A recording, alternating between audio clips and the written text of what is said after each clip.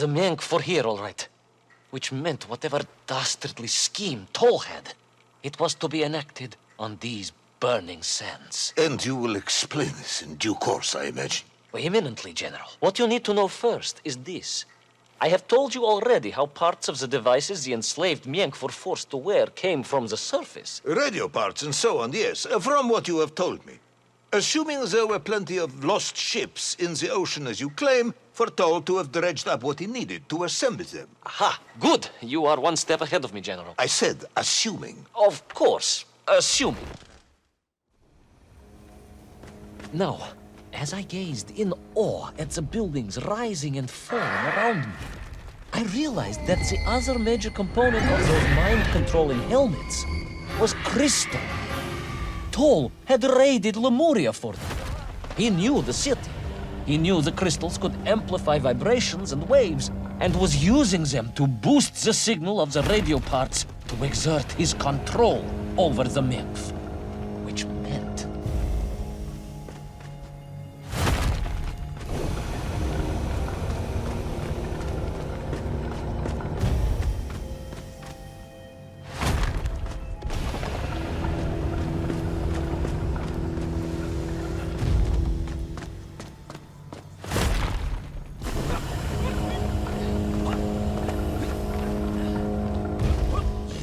Imagine, General, what such amplification could achieve when fused to the finest atomic science our great Soviet civilization has produced.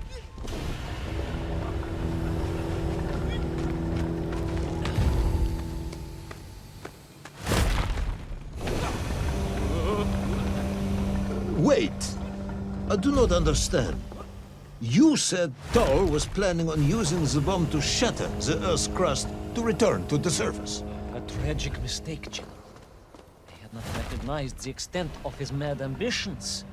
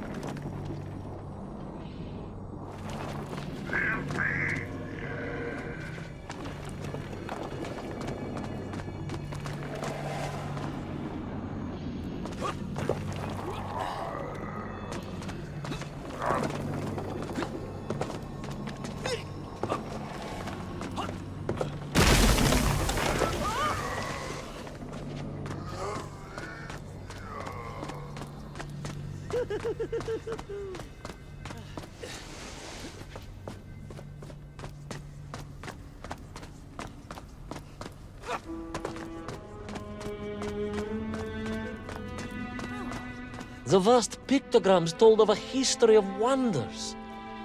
They seem to suggest the Lemurians were travelers from another world, where a mysterious clock seemed to stand. That is very mysterious. As mysterious as the location of little Orpheus, perhaps. Yes, of course, General. I am just getting to that.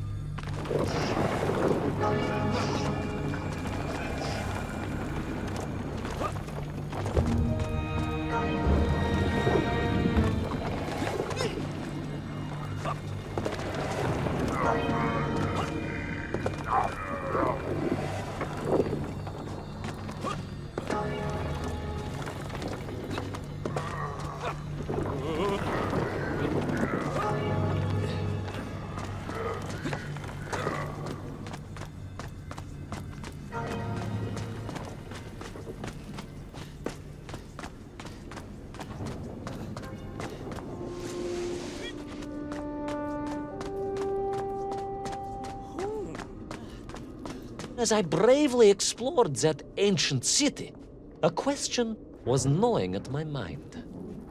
What did it mean that the Lemurians had foreseen the coming of Tol? And who was the man from above that was celebrated as the savior of the Menkf? It was almost as if they could read the future in their crystals.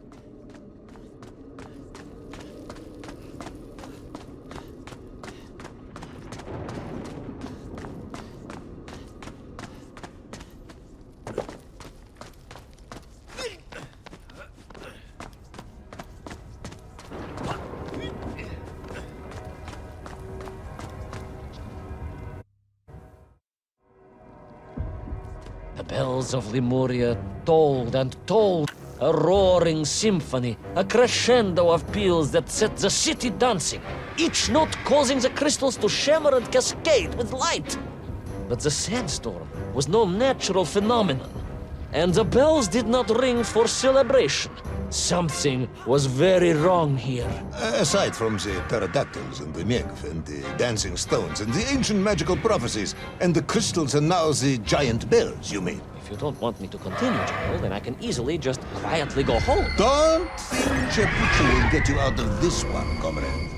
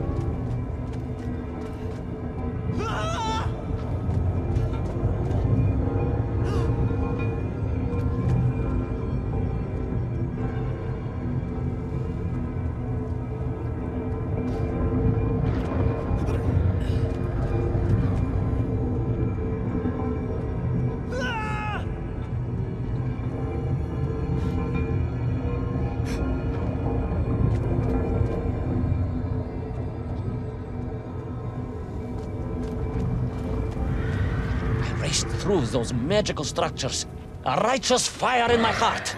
I was like Dobrynya Nikitsch, prepared to strike at the dragon who threatened my homeland. Your heroism is only surpassed by your modesty. On the contrary, General, I chose Dobrynya carefully. Like him, I am a simple peasant.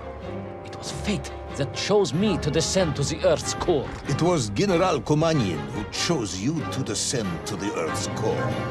But don't let that get in the way of your story.